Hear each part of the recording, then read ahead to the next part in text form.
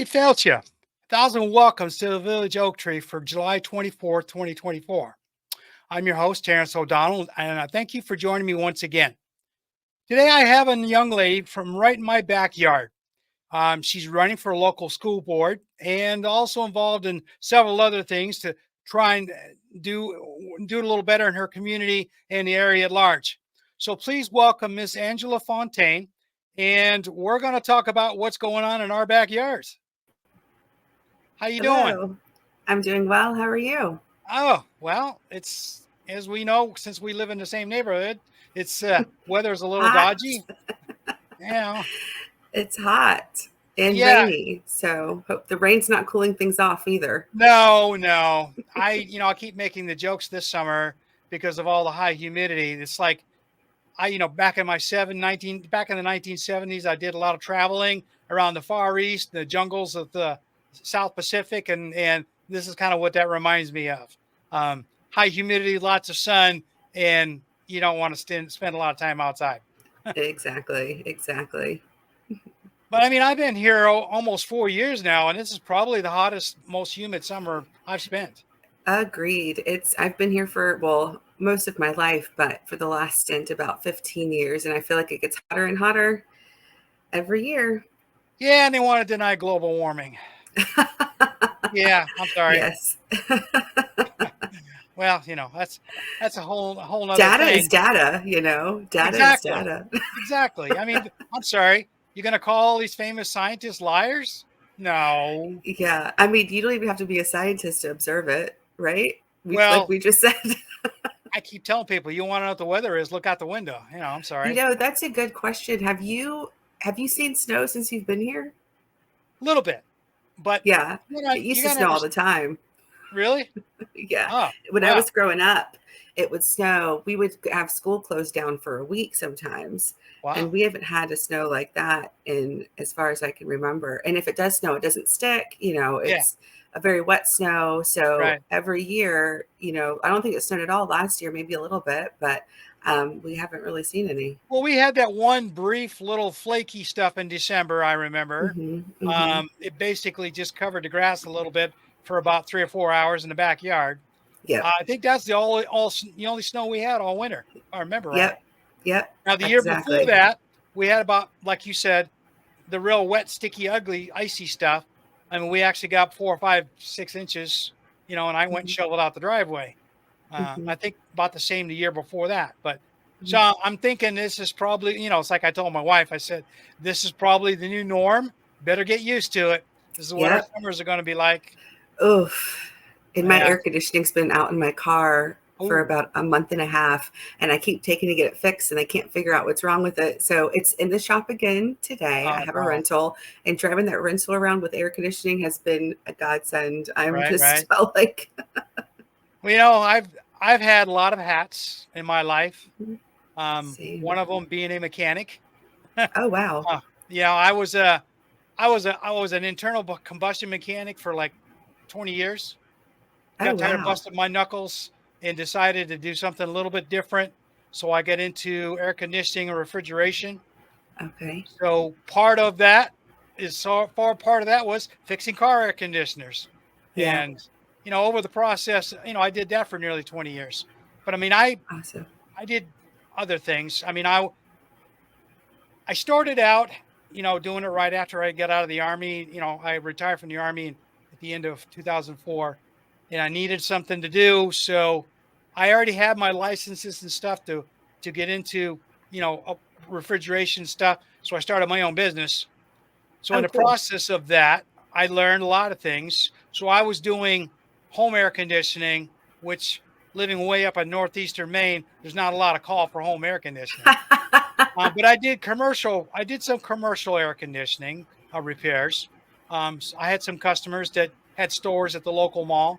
Not that it was much of a mall, but they had rooftop air conditioners. Once in a while, they call me to fix one of them. But I did a lot of. I got into doing a lot of cars. But I did Mhm. cars and I did commercial trucks. I mean, Okay. that's there's not a lot of difference other than they're just bigger systems as far as it goes. Of course, I had to have special tools to do the big rigs like the freight liners and the Peterbilts, but still, Mhm. systems are the same. So, I mean, you're saying about your car not working.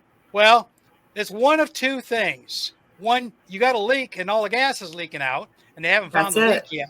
That's it. Well, there you go. Okay. Well, So, they first said it was the compressor. They said that whole rocks kicked up and put holes in the compressor.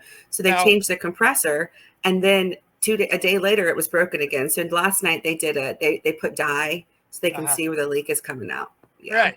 Well, that's what they should have done in the first place. that's what I'm saying. Yeah. I will. Here's what just to give you an idea of some of the things that I used to fix. So I had a lady to show. I used to do this. I used to do work on cars out of a friend's garage. Well, I say friend's Mhm. garage. He had his own repair business, car repair business, but he wasn't licensed to do air conditioning. So anytime a customer would bring him a car that needed air conditioning fixed, he'd call me up and say, "Hey, I got somebody's car in the garage. Can you come do it?" When I go out there, and the first thing I do is leak check. It's the Mhm. very first thing I do is a leak check. Yeah, yeah. Because just to give you an example, all cars, and I don't care if it's big or large, they have a little electric sensor in them. If the Yep. gas pressure gets below a certain point, the compressor's not going to come on. Right. It's designed to do that. Mhm. Okay. Mhm. Um, Mhm. so this whole business of somebody kicking up rocks and putting a hole in your compressor, no. Well, luckily, because of that, they were able to say it was damage done to the vehicle, so my insurance paid for it. But Ah, they didn't fix the problem. I right. mean, they didn't, So when they said, "Well, it'll be $100 and some dollars for a diagnostic," and I said, "You already diagnosed it, and you didn't diagnose it correctly, so I'm not Right. paying for that again." Exactly. Exactly. Yeah, and that's the thing. I mean, yeah, finally putting dye in the system. So here's generally speaking, there's couple. How old's the car? It's a 2019. Oh, it's not that old then. Okay. Mm-mm. I mean, I say that only because I used to work on really, really, really old cars that still Mhm. had R12 systems in them, which was Mhm. outlawed like 30 years ago.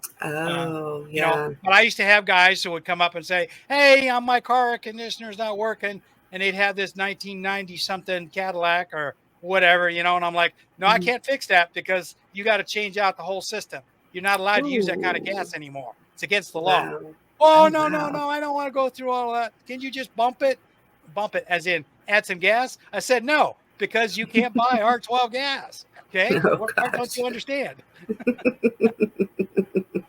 You know, but I used to get that all the time. But it goes back to what you're saying. If the rocks did, it's not unheard of for rocks to come up.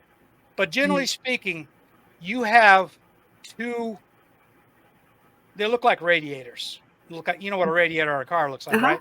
Yep. Well, Mhm. there's two parts of your air conditioning system, and there's two different radiator style cooling cooling parts. And Mhm. it's not unheard of to have rocks come up underneath the front of your car and punch a hole in your condenser, or worst case scenario, you got a hole in your evaporator because that's usually Mhm. up in your dashboard. But the condenser Mhm. coil is mounted right alongside where your water radiator is on the front of the car. And Okay. again, it's not unusual for rocks to come up and punch a hole in those things. But again, if that had happened, you'd think they would have told you that. Oh yeah, you got a hole in your condenser. We got to put a new one in, Mhm. instead of lying to you and say, "Oh no, your compressor's out." So, Yeah. Yeah. Yeah. Well, maybe they should say condenser. I'm not a cars are not back before they became all computers on wheels. I right. did change my own oil. I've changed little parts here and there back when I Mhm. drove a 82 Ford pickup truck when I was in high school. But now I drive a hybrid. I open up the hood. I have no idea what's going Oh on. yeah, I just yeah. bring it to a shop. Right, right. No, I'm like that too. I mean, no, don't get me wrong. I don't get into the electronics. I um Mhm. I I can't. You know what I mean? You have to be Mhm. licensed and certified. You can't even buy Yeah. parts for that stuff without having the right certifications anymore. So I'm like you, even though I know what's underneath the hood, I know where all the pieces and parts and what they are, I don't touch them. Mhm. Gotcha. Yeah. Yeah. No, same. Yeah. So, it's just the way it is. And with the EPA stuff being what it is on oil changes, I don't even do my own oil Mhm. changes anymore. Mhm. I still used to do that not that long ago, but only Mhm. because my friend Louie had a garage and I could take my used oil over and dump it in his tank. Well, those Yeah. days are gone.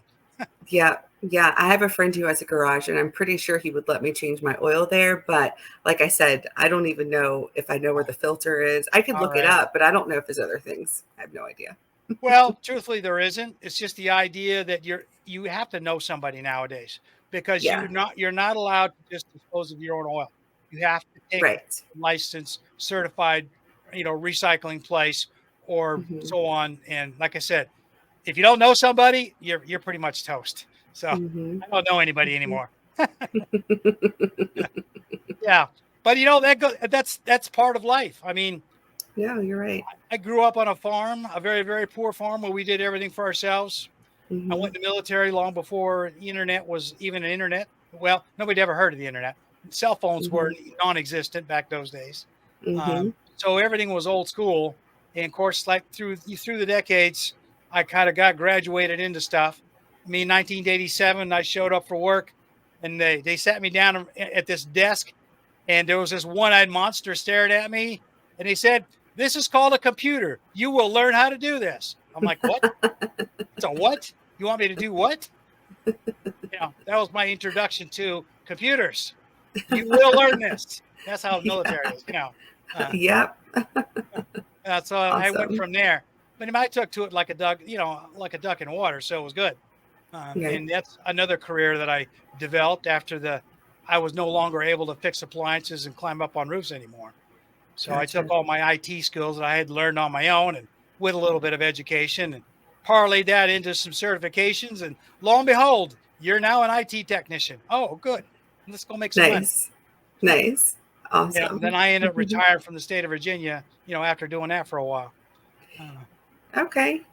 so it's like anything else, you move on. I don't know how to quit. And Yeah, and now you're here. So, now I'm doing you know, this. Well, I get to I work from work home doing this. what got me into coaching, because it's what I do for work. I own a business, and what I started doing was career transition. So people Mm, not knowing how to change from job to job and not realizing how their skills kind of shift, and you right. can translate your skills into doing different things. Also, what kind of brain do you have? Are you a more analytical person? Are you a more hands-on person? You could be a teacher, but how does that translate into other roles? Or you could be an IT person. How does it translate in other roles? So Mm, I support, not so much anymore. I still do a little bit of that, but supporting people in being a professional like you are and mm, moving from industry to industry to industry right. and being able to roll with the punches, if you will. Yeah, I mean, it was kind of push come to shove. I did a lot of things. I mean, I even drove a long haul truck for a couple of years just to try to get my head together for a while. But Oh, yeah. like anything else, that industry was pretty sad. Yeah. They didn't care. You were just a number. You're just a robot Hmm. behind the wheel. They didn't care. So that got old quickly. That's Yeah. part of the reason why I went back to school.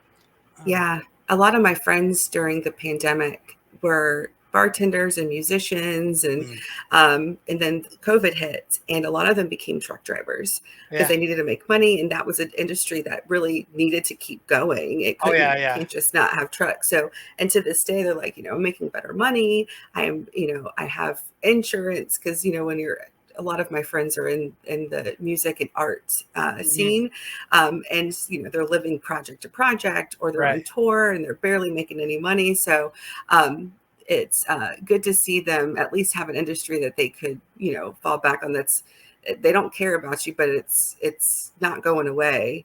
And Well, sometimes that's the most important thing when somebody's looking for work, because industries are going away. yep. Well, not industries, but jobs are going away. So Jobs. what can somebody do that can be something stable moving forward? But you're absolutely right. It's definitely not the most, um, they don't do professional development. They don't really care about individuals. They just want the Right. product to get from point A to point B, and that's about it, right? Well, things are a lot different. I mean, I drove back in the 90s long before DOT was a big thing, but companies were not doing digital stuff anymore, back then. Hmm. So paper logs were still the rule. And so, Mm. you know, I won't kind of, get myself in trouble, but let's just put it this way. The bosses knew that. And so they exploited that and in a big Yeah, way. And goodness. it was up to the people driving the trucks to stay out of trouble. Because Gotcha. if you did get in trouble, they wouldn't stand behind you. So that was the downside of the industry. Of course, nowadays everything's digital. All guy gets behind the wheel, he's automatically clocked in with his onboard computer. His hours are kept track of, and so on. It's all digital, so he Mhm. driver really would have to do something really radical to get away with it anymore. Mhm. But the downside is your your mileages probably are not as like they used to be, and still getting paid by the mile. You're not getting paid if the wheels aren't rolling. Yeah. Yeah. So that's kind of a catch 22. I've read a lot of stories here the last year or so, as far as the industry goes, and yeah, you can make a stable living, but it's you're still just barely getting there. Mhm. Okay, you're not Mhm. making a ton of money, not like the old Yeah, days, unless you own your own rig. unless you own your own rig, and then that has its own issues. Um, Yep. so it's like it's and to be honest with you, it goes back to what you were saying earlier. On a broader view across the country, industries are morphing, changing. A lot of Mhm. people are losing their jobs. There's been a lot of layoffs, especially in the tech Mhm. industry here lately. Yep. Mhm. I don't know about here in Richmond. You may know more about that than I do, but I do know that out west it's getting really bad. Mhm. Richmond is like in this bubble. Like we've never really had the effects of well, I don't know if you've noticed, I'm a renter and rent prices have skyrocketed, but Oh our yeah. economy doesn't take the hit that other areas take. Hmm. We have, I think it was just voted one of the best cities to move to or something by Well, CNN. that explains all the Um, license plates I'm seeing from everywhere. Yeah. well, people are moving here in droves. Yeah. All these in Richmond, all of these in Richmond and surrounding areas, apartment complexes are popping up. Yep. Housing prices have doubled or quadrupled in some Uh huh. cases. Um, and it's, we have a couple big companies here.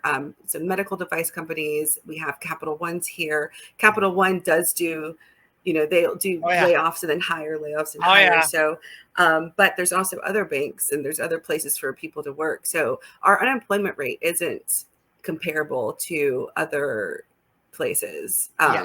It's yet, right? But even during the pandemic, even during the recession in 2008, I lived in Phoenix at the time, and the house that I owned went from, we paid like $175,000 for it. It was a little rancher, and overnight it went down to like 30 grand. Whoa. Richmond didn't see Richmond didn't see that type of slump.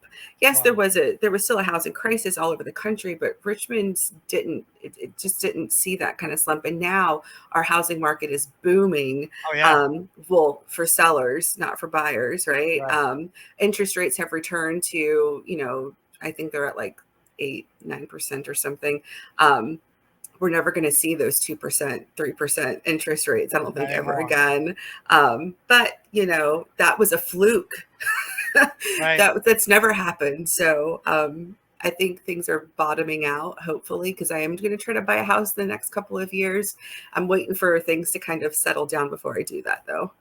Well, there's some truth to that. Okay. So, unlike anything else, I watch a lot of things all of the time.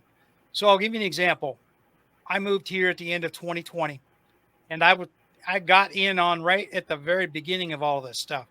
So, I found, we kind of stumbled on our house, and it was an estate sale. Basically, the previous owner either passed away or went to a nursing home and was never going to come back. So, the children were selling the house. So they had put it up, they had to put it up at then market price, which it was, right there. It was right smack where all the people that know these things and people I was working with told me that a house like this should be priced at. And I'm like, okay, well, it needed a lot of remodeling. And it's one of the reasons why I think it got passed over quite a bit. And so we latched onto it.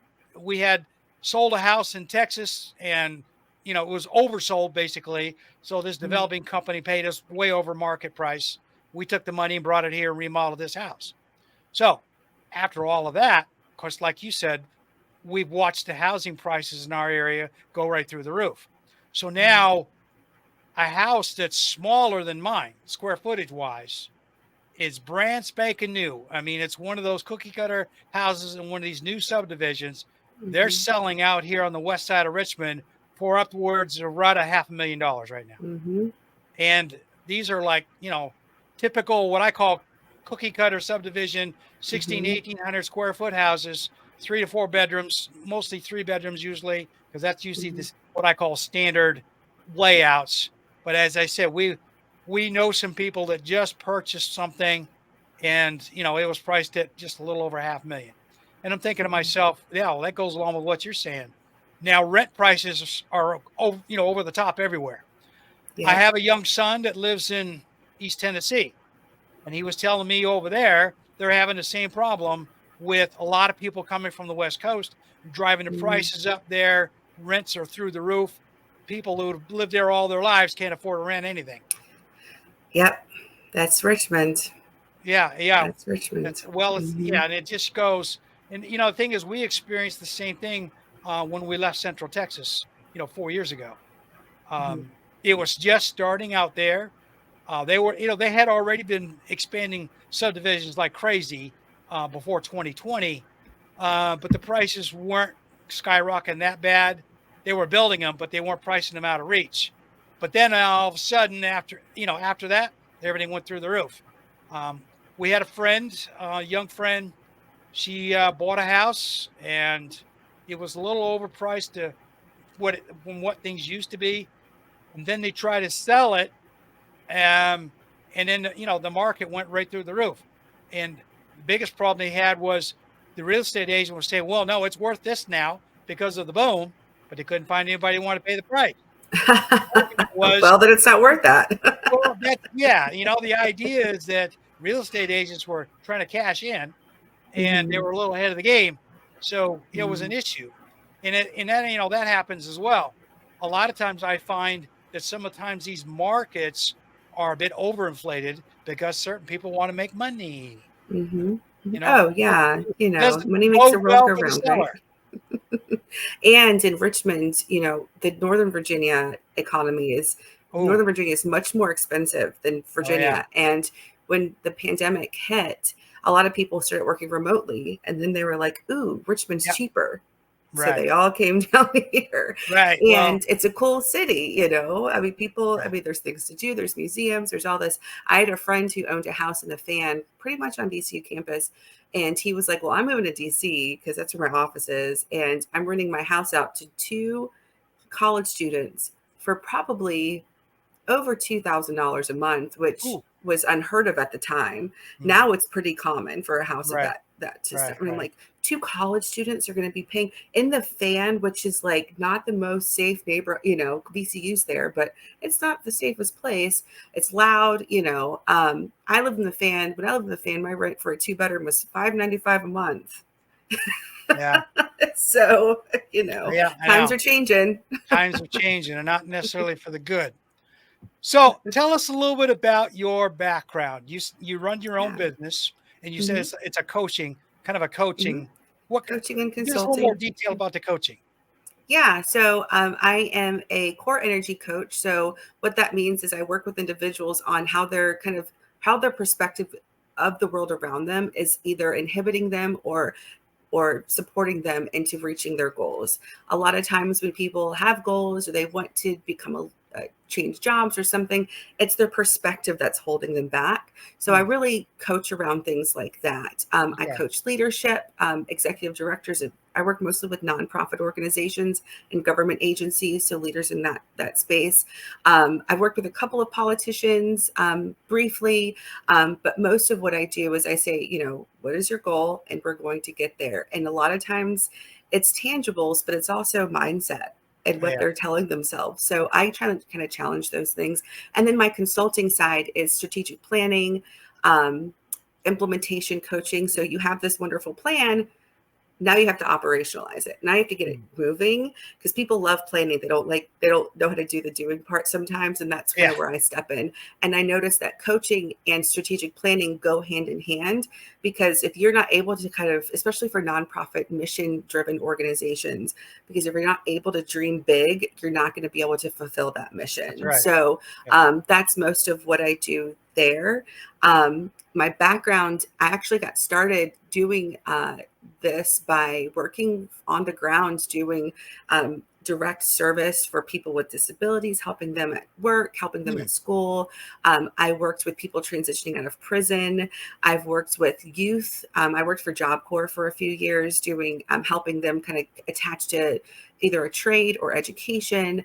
So I always did this work, and what I started noticing was sometimes these really strict parameters that I had to stay in, the programmatic part of things, Yeah. wasn't really serving the community that I was trying to help. It was very rigid. Things were very checking a box and moving on, but are you Yeah. really helping that Of person? the Are you government. really getting, it's the government, right? Or, whoever is that in the ivory tower making these decisions.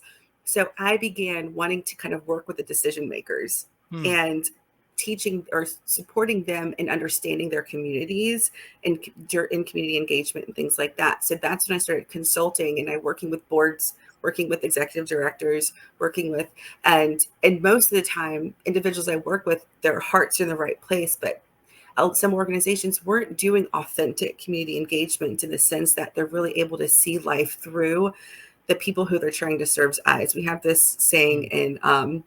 in the consulting world, well, not just consulting, but in the nonprofit world, it's called white savior complex, where it's like you want to do this work, but you're not really listening to the people you're trying to help. There's Right. been lots of examples over this. Is there's one example that I use a lot, and it took place in, I can't remember what country it was in Africa, but there was that shoe store, Zappos, and they Hmm. were like, we're going to give everybody shoes because that's I what we remember do. We that. want everybody to have shoes. And then it messed the economy up Yeah. because because everybody had shoes all of a sudden, and they didn't have to go to the local people who did this. So it's like, Right. if you knew that now, how would you have done it differently? Would you have supported the shoemakers instead of just like saying free shoes? So really understanding the community that individuals are wanting to do work and serve in an Yep. authentic way. That's kind of why I do what I do. And it's kind of morphed into leadership coaching.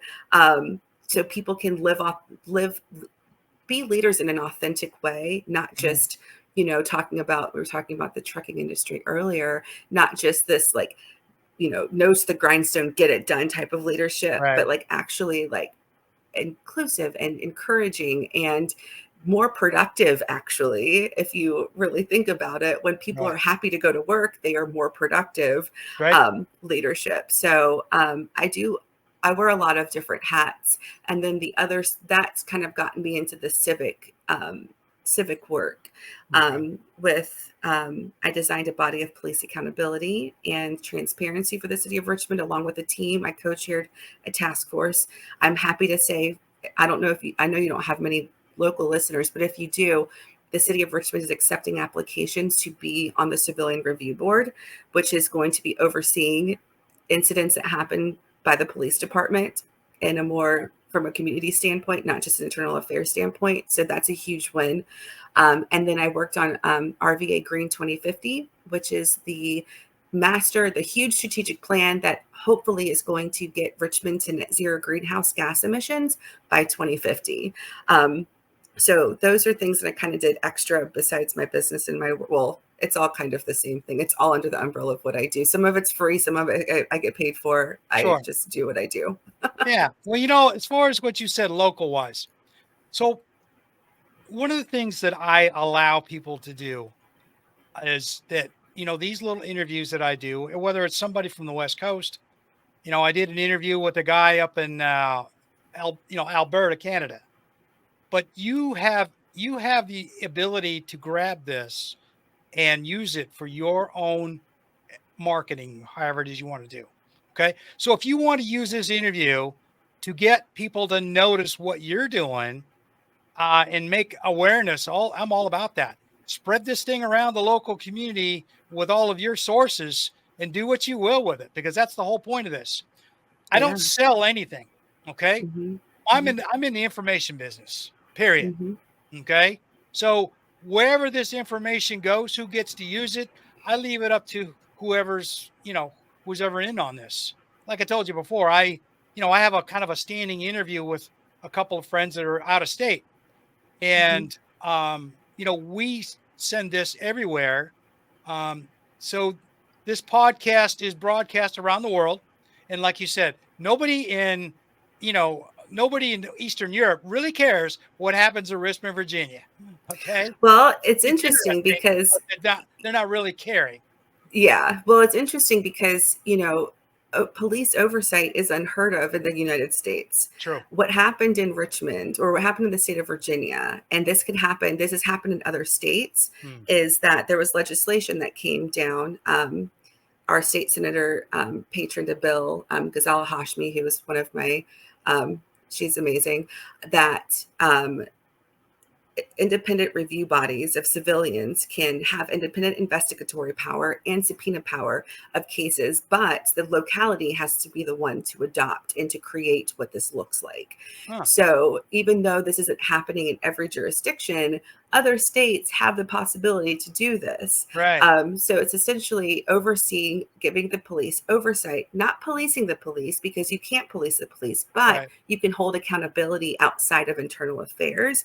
And this is how we, in the state of Richmond, I think Richmond, Virginia Beach, Fairfax, Arlington, maybe not Arlington, but I know there's at least 3 or 4 different jurisdictions who have created their own CRBs. Huh. So, it's happening here. It's possible. I know Okay. New Orleans has one. I know, Charlottesville has one. I know New Orleans has one. I know Seattle, I think, has one. So it's starting to shift. And we talk about police reform Yeah. or defunding. Everybody hates that word, defunding the police, because it's like, it's not really defunding, it's reappropriating funds that are going to help the community instead Mhm. of criminalizing the community. Right. I think that's really important for our listeners to understand. That is, when we talk about, so for instance, here in Richmond, the Parks and Rec had this problem of not being able to hire. Um, I'm sorry, the police department is having an issue with hiring. We're Mm. about 150 officers short. So we don't have the capacity to be, going to the parks and getting mad at the woman who lets her dog poop in the yard or in the park, the capacity. So Parks and Rec people are like having to kind of monitor their parks. So what we did, what one of the city council people, Kristen Nye, she pushed through legislation or an ordinance that would, or she champions, I don't know if it was an ordinance or what, but they're now able to hire park rangers for the parks. Hmm. That is a perfect example. You don't need guns and Right. base at Right. the parks unless it's an emergency, right? Exactly. So I talked to Kristen Nye a few months ago, and I brought this up to her, and I was like, this is what we need. This is police. This is defunding or reappropriating or police reform. And she goes, Angela, I didn't even think about that. I was just thinking we needed park rangers. And I'm like, well, you could put park rangers where you don't need to have cops. This Chesterfield, you're in the West End. So Chesterfield, what they have done is started hiring like cop assistants who Yeah, I don't saw have those. guns. They don't carry guns. And they're like, the side of their car says, police assistance or something, Right. like, I I've forgot what seen it them. Yeah. says. But I'm like, this is the idea, is that we don't need to bring a gun to a knife, well, maybe to a knife fight, but you know what I mean? Like Yeah. that militants, that Exactly. you don't need that in a mental health crisis. You don't need that in, it should be an escalated thing. And it's just interesting to see how people don't want to really be police officers because of the bad rap that they get. And Yep. people are, people are coming here from other places to become cops in Richmond. And then once they get trained, they move because Yeah. they don't want to be Richmond cops. So there's a whole bunch of different dynamics. My degree's in criminal justice. It was my first kind of passion. So Huh. is police reform. So yeah. Well, there's nothing wrong with that. And I can think of several places that this would be a really good thing. I'm thinking Atlanta, Georgia, Austin, Texas, Mm-hmm. they Mm-hmm. have all had um, bad publicity over what I call militarized police forces. And Mm-hmm. there's been a few other places too. So yeah, I Yeah. think I think if that could take off and make a wave across the country, there'd be a whole lot Mm-hmm. of people that could sleep safer at night.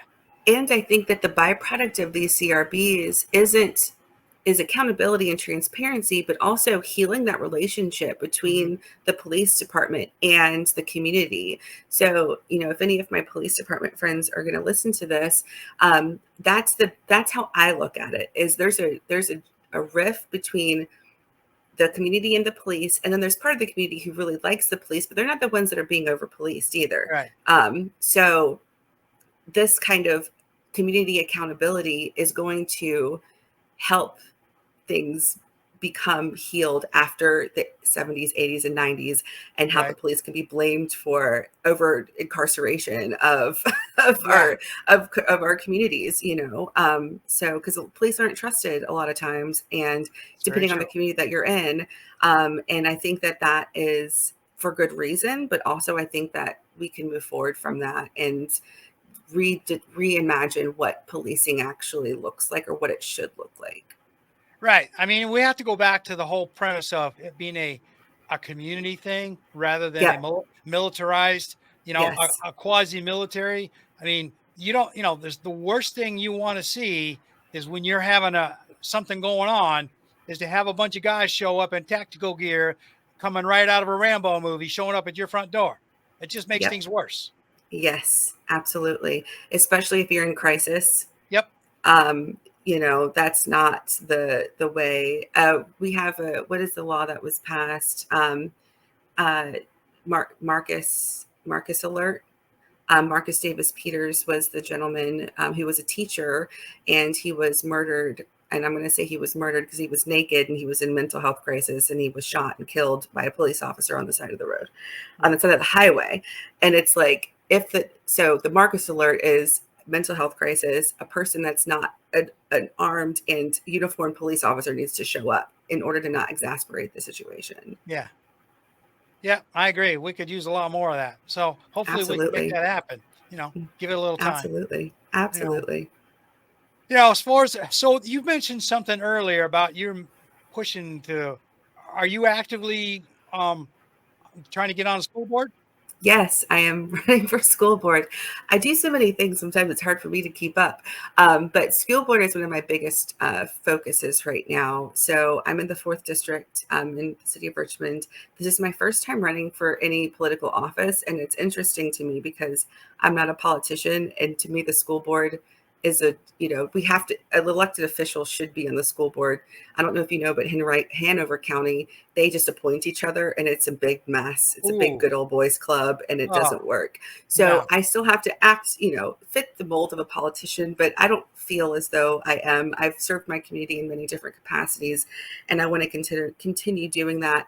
But the politics piece is difficult. The getting endorsements from people who don't really know me, and right. the money piece, and um, I'm not really part of the Richmond Dems or anything like that. The Richmond Democrat, like I'm not affiliated with any sort of PAC or anything like that. So, and I don't know if I want to be, but at the same time, I want to serve in this capacity. The good problem is that I'm running against two very viable candidates. Okay. So the 4th district has a tough decision to make, but also I'm not the kind of person that's going to start throwing dirt at the other person. Like, Right. community members, I believe my community are smart, intelligent people. They can make their decision without me throwing other people under the bus. And really, I have nothing to, say. I will say that to that end, I will say that I want to serve on the school board as long as it takes to get the school board functioning in a way that I'm happy with, that the There you go. community is happy with. I Well, do have a feeling that another person I'm running against is kind of using it as a stepping stone. ah, Other than that, they're great, and everybody uses the school board as a stepping stone, sure. which is probably part of the reason why it's so dysfunctional is because we're not actually Yeah. here. We're thinking about our next step, Yeah. and I don't want that to be what happens. And it I'm shouldn't not be. doing that. Shouldn't be. I mean, No, shouldn't be. if I look at any kind of, you want to put yourself out there for an election of some sort. You want to be an elected official, period. Hmm. So treat it like a job interview. Okay. Hmm. I tell people this all the time. You want to be an elected official. I don't care if it's school board, state senator, district, whatever. Okay. you need to treat it like a job interview. The people interviewing you are the people who are going to be voting for you. Okay. Yeah, Okay. absolutely. That's the bottom line.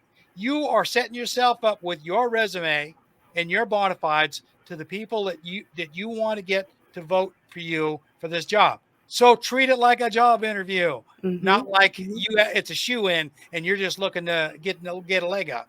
I'm sorry. Right. You don't have the job yet, son. Okay, stand down. Right. Yeah. Yeah. And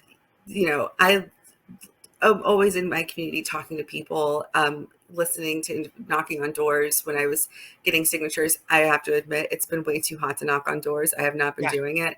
But I am setting up a virtual kind of drop in meeting where people who are interested can just drop in and chat with me virtually so we don't have to be Mhm. out in the heat. I'm not wasting your air conditioning by your door Right. being wide open. And then once it cools down again, I will start kind of going out and meeting people. But I'm That's not trying a to think bad of thing. like newer ways and more accessible ways for me Right. to be able to engage with people. And Zoom is one of those things. Right. That's what I've been working on. And my son's been home from school from camp today and yesterday. So I had him, he loves stickers. So I put him to work and I had him put stickers, the stamps on all of the envelopes that I'm There mailing you go. out to my constituents Yeah, yesterday. there you go. So you got to be innovative, That's right. You do. You do. You got to make things work for you. And sometimes old school is good school. Okay. Absolutely. Throwing Absolutely. throwing letters in the mail. Like you said, you Hmm. can't really knock on doors in this weather. So mailing, doing mailers, Yep. Zoom meetings it's all well and great if your constituency, everybody has a computer. Okay. Yeah. Yeah. This is one of Yeah. the things that I found out back in 2020 when everything shut down for the pandemic. They closed the schools, sent all the kids home. Hmm. And at the time, well, I mean, I still am, but I was very active in the local American Legion unit out there where I was Hmm. living in Texas. So, being an IT technician, I threw my pro bono services out there. I said, if there's Hmm. any school kids out there in my community that don't have computers because their parents can't afford them, I said, I have a Hmm. way to refurbish some for you. I know where to Awesome. get them from. I cleaned up a bunch of them and passed them out. Hmm. And when in a couple of cases helped the mommies install them for the kids so they could do the schoolwork. And Awesome. it was all part of the what I call community service. And but it's old school stuff. You know what I mean? Hmm. The Yeah. Yeah. getting the tools into the hands that need them. And in your Yeah. case, in your case, you're doing a good job working with what you have. Try not to, trying really hard not to, get people all uptight. Well, why you hold my door open? All my AC's getting out. That's a good thing. People have invited me in their house too, which I was very surprised. Right. Which is really nice. A couple of my neighbors were like, come on in. And I'm like, Sure. okay. Because, back 20, 30 years ago, it was normal to knock on people's doors. Right. Now it's like, what are you selling me? What do Yeah. you want from me? Yeah. So it's a little bit more unnerving to kind of go out now. Yeah. But also, I think you bring up a great point. Accessibility is key, and not everybody is going to have. So there's people who aren't going to be able to meet in person because they have children or because they are tired at the end of the day. Hopping Right. on a 30-minute Zoom call is going to be way better for them. But then also, I'm planning on doing some in-person things at the local schools, and Sure. the community members can come in person. And then hopefully the folks, that can't reach me any other way, they can email me or what have Mhm. you. I'm pretty accessible. My phone number is on the internet, so if they want to text me, they Yeah. most certainly can. But I'm really looking forward to engaging more and getting out there. Well, that's gonna be your biggest thing is touching base with as many people as possible. Let them get to know who you are and what you stand for. Because so many Hmm. politicians, they these days they don't care about the people that are voting for them. They think they're a shoe in, so they take them for granted, and they don't get out there and meet the people. Hmm. And then they just automatically think, all right, I'm a Democrat, I'm a Republican. These people are all going to automatically vote for me. Well, It's funny you say that because I've been asked, like, are you a Democrat or Republican? And I'm like, this is a nonpartisan position. I'm neither. yeah, there you And go. that's how I answer the question, because I don't want this is the school board. This shouldn't be Nope. a partisan position. Yeah. And I'll say I'm an independent, and I always have been. Even though I rarely vote Republican, I Yeah. still will not. I just will not Yeah. attached to one or the other. I think that it can be very divisive. Right. And I don't want people to see me just for, are Exactly. you red or blue? Right. I tell So people that's all the time, interesting. people ask me, if I'm a Democrat or Republican. I said, I'm neither. I vote for whoever I think is going to do the best job. Right. Period. Yeah. It's a job interview. Okay. I'm You're sorry. right. I was in CVS the other day, and I was waiting. I was with my son, and I was waiting for a prescription. And I'm kind of my arms around my kid. He's 6, so he's small. And a woman was behind me, and she stops me, and she says, "Angela," she's like, well, she didn't know my name. She's like, "I remember when my kids were that age, and she starts reminiscing. And I was like, "Oh, my name's Angela Fontaine. I'm running for school board in the 4th district." And her eyes like lit up, and she was like, "Oh, that's so great to hear." Because I'm the only mom running. I'm the only parent that has a kid in the school system. Mm, Um, and she just seemed really excited about it. And then she immediately went home, found me, made a donation on my website, signed up to have a yard sign put in her yard. And it just was like that one interaction, that there you one go. lady, we were just waiting for our prescriptions in line. That's the kind of like organic community. Like, I love that kind of community engagement, because we're Yeah. all just out doing our day-to-day things. She sees me being a mom, and now I have a supporter, and it might not be as many as the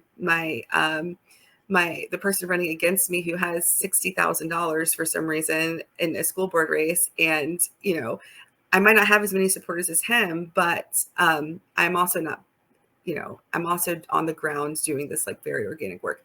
And he's been in politics for much longer than I have. So people That's where the probably know money who comes he from. is. That's where, yes. Yes, but like I said, two really great people. I'm actually having lunch with Wesley Hedgepeth today. He's the other person running. We're the same exact age. We actually kind of grew up together. Mm, So it's interesting to go through this process without there being a person who is staunchly different than you. right. Because usually we're used to, the presidential race where it's like Republican, Democrat, and just this constantly, right? Ah, People banging heads constantly. And it's not like that. RVA Dirt, I don't know if you're familiar with them, mm, but they are a blog, a website that kind of calls out Richmond who's who, like politicians, and they talk about what's happening in school board, what's happening in city council. They're a great blog website. They also have a Twitter page, but they've been sending all the city council, mayor, and school board candidates weekly questions. And me and Wesley and Garrett have been answering them. And it's funny because we're answering them very similarly.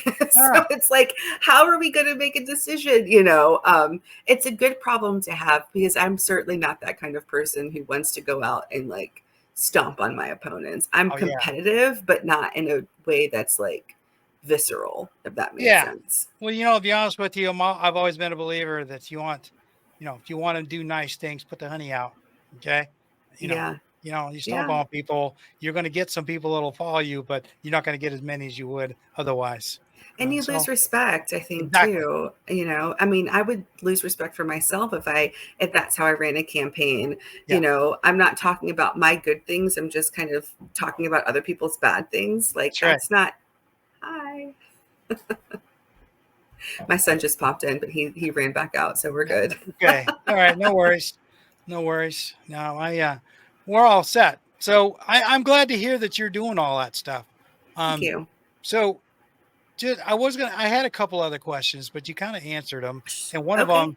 one of them I'm not even going to touch. I had an interview with a guy a couple of weeks ago from the West Coast, and he caught me by surprise. Um, it, and it, I'm like you, I'm pretty honest. I try to stay true to myself. And this guy, the only reason I agreed to the interview was because he was a military veteran, and I thought that's what we were going to talk about. But Hmm. no, no, no, no. He's an educator. Okay, got a PhD in education or something. I don't know. We didn't even get to that Ooh. part.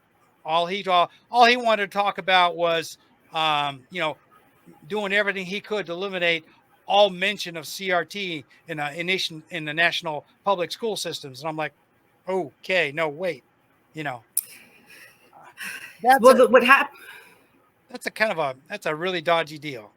Well, what my question is, what does he mean by CRT? Does he Yeah, mean Black um, history? Because I've heard some people get the two confused, yeah, right? CRT is not taught in secondary, in elementary school, middle school, high not school, taught most anywhere. No, colleges, unless you're right. So yeah, yeah, what is the big hoopla about CRT if you're taking a class that is, if you're in, an American history class or an African American history class or something, maybe you would, I don't know what the major would be where you would take that class, but also those might be private schools. Like, you right. can't eliminate something that's not happening. So what my assumption is, he's talking about eliminating books about Harriet Tubman or eliminating books about Martin Luther King, I got the which is impression not that CRT. yeah, exactly. I got the impression that he was yeah he went off the deep end with all this stuff in a lot of ways, and it threw me. I didn't want to ruin everything and get into a uh, in kind of a what I call a contest with him. I just let it Mhm, go. But then I felt so uncomfortable with it. I just posted a disclaimer saying I don't agree with this guy. Okay, listen to him all mhm, you want to, but I don't agree with this guy. You don't go around calling educators in schools Marxists because they're teaching world history classes that might mention CRT in it. I'm like, sorry, mhm. you can't just wipe that stuff out of all the textbooks. It just Right. you just can't do that. Interesting. And he's a Yeah, he has a PhD in education. You would think that education is, knowing all of the everything, right? It's right. not Well, when not my what got my attention when she started calling people Marxists, I'm like, okay, whoa, okay, wait a minute, mm, step back. That bothered me. interesting. Yeah, it's what Interesting. I said. Interesting. So it's like anything else. You run into some stuff. So I'm gonna kind of let we're gonna close up shop here. Okay. I'm gonna let you get about take care of your son and your other interviews. So, if Yeah. you got anything else that you want to tell anybody about what you're doing, Um, so not about what I'm doing, but I think that what you're doing is awesome. I think that the more people kind of connect with each other on a community level, the better. We get so much information from these big, conglomerates, news mhm, sources, but really getting information from each other. And that's not that that's not a good place to get information, but it's like both, right? right, So spreading information, understanding that just because something's not in your local paper is not really happening. It doesn't mean it's not happening. Um, I think that that's really important. Community, like you mentioned earlier, is everything. Communities mhm, they should be given platforms to make more decisions for themselves yeah, instead of this top-down approach that comes from, the ivory towers or these big boardrooms. I right. think so while I'm running for political office, I don't consider myself a politician. I That's probably a good thing. um, I'm trying my best to do this through the community, not to Mhm, the community. yeah, And that's my approach. So I appreciate you having me here. yeah, Thank I you very appreciate that. much. And the thing is, what you said, that's becoming more and more important, and it's going to become Mhm. more important as we go forward. So, if Yeah. you step out from the broader view, step back away from Richmond in itself, and look at the United States as a whole right now, and I have published several essays, monologue essays about the failing empire of the United States. Okay, Mm, I say that is because my friends and I we talk about this every weekend in our other show, and we look at our neighborhoods like here. I talk a little bit about what's going on here in Central Virginia. My friend talks about what's happening down where he's at in Florida, and our friend up in Connecticut, she lives in a different environment up there, and what's going on in her community is a lot different than ours. But it mm, all boils down to the same thing. We're noticing that things are starting to fail around us, from the right. broader picture. I mean, look at what's going on right now with just this last week. Okay. Mm, And, mhm, everybody knows what's going on in the news. But mm, at the same time, my friend and I are, my friend Mitch and I down in Florida are big news hounds. We scour the news left and right, but we don't touch what we call American mainstream news. Okay. Hmm. We get all our sources from independent journalists. I get most Hmm. of my stuff from outside the country. And what they paint as far as news goes is totally different than what you're going to get from Yeah. ABC, CBS, and CNN, and all the rest of them. So Yep. we talk about that, okay, and how that's having a big effect on things. So, Hmm. it's I want to get perspectives from local folks. You just happen to be in my backyard, which is a good thing. Um, Yeah, it's you know, interesting. it's a kind of a cool thing. But at Yeah. the same time, I'm also poking into other people's backyards around the country and saying, "Hey, what's going on? What's going on in your neighborhood?" Um, I, what do you- I want to say one more thing before we close is that Mhm. we only have so much capacity in our brains to take in information. So, Yeah. if we're sitting around watching CNN and Fox News all day, are we Oh, paying attention to what's happening on the local level? nope. So, have some self-awareness around that piece and Right. get your news where you get your news, but also remember that this is what's happening today is not normal. No. It's crazy. Yeah. And we have to remember that we only have so much brain capacity and we only have so much ability to take in all of this horrible news that we're seeing. So sometimes Right. attaching to what's happening on your local papers is going to give you that like, oh wait, things are going okay here in my little bubble. Maybe I should pay attention to that a little bit more for a couple of Right. weeks because I'm starting to go crazy. Yep. And there's a lot of truth to that. There's a lot of truth to that. Yeah. That's good advice. I Awesome. think we should pass Thank that on you. to everybody. Okay. So I appreciate you coming on Absolutely. the show today. I really do. It's like a ray of sunshine, truthfully, and that's a good Oh, thing. thank you. I appreciate Okay. that. I wish you Thank you good so luck in your much. Awesome. election. If you want to, Thank you.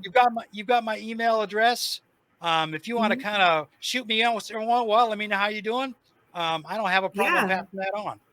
Uh, Awesome. Yeah. Thanks so much. I appreciate that, Terrence. Okay. Well, very good. All right. Well, I'm going to let you go. All right. Again, I appreciate you coming on, and Thanks for we'll go having from me. there. Good luck. All right. Take care. Thanks. Bye bye. All right. So, as I said, we're going to say goodbye today. Appreciate everybody tuning in, and we'll be back next week with something different. This this segment will air and next week, and you get to watch this and see how local doing. If you're part of a local community and you need to be part, get involved with that because I'm telling you things are starting to come apart. And don't rest on your laurels. Um, Take care of yourselves. And if you don't, so with that, I'll say goodbye and I'll see you next week. Sláinte. While I still have your attention, I want to tell you about how you can support this podcast and my efforts in general. This podcast will continue to remain free to subscribe to on all the major mobile podcast apps, on my YouTube channel, Krana Biha, and for the first 30 days on my Substack page, Krana Biha, the Tree of Life at Substack.com. With that in mind, I'm asking for donations of any amount. I decided that I would rather ask for donations instead of charging subscriptions, so everyone has an opportunity to watch or listen to this podcast everywhere in the world. All I'm asking for is help in defraying the cost to produce and distribute this podcast and maintain my website. I've set up a donation tab on the Village Oak Tree webpage at rss.com and a donation page on my website at www.crownandbeyond.com, which are all linked to PayPal for your security. This way you can use any currency you wish from around the world, providing PayPal is available to you. Any amount's appreciated. Now, about my website. The easiest way to find it is to copy it from the background behind me if you're watching this video. If you're listening to an audio version, copy the website name from the podcast logo shown. Search for it and enjoy your visit. Lastly, I'm trying to sell some copies of my book, Fugitives in the New United States, which can be found at major book retailers around the world, such as Amazon, Barnes & Noble, and Lulu. You can also buy from me direct through the bookstore page on my website. Fugitives in the New United States is available in hardcover, paperback, and digital form. Free if you're a Kindle subscriber. It's written for young adults and older, so it's safe. If this were a movie, it'd be rated PG. Look for Fugitives in the United States at your favorite book retailer and enjoy it. If I sell enough, I'll find the time to write the second book in this series. So I want to thank you for your support, even if it's just a like and a subscribe on my social media accounts. Thank you for listening to the show today. I hope you enjoyed it and you'll return again for another episode of the Village Oak Tree. Please like, subscribe, and reply on the YouTube videos or the audio podcast where that's available. This helps with spreading the word about what I'm trying to do, like so many others, which is to shout about all the bad things our governments are doing to us all over the world. If enough of us decide that we don't want to take it anymore, we can force the governments to do right by us as we elected them to do. As I say goodbye this week, I wish to leave you with this Irish blessing as you go about your day. May your hand always be stretched out in friendship and never in want. Slán go fóill.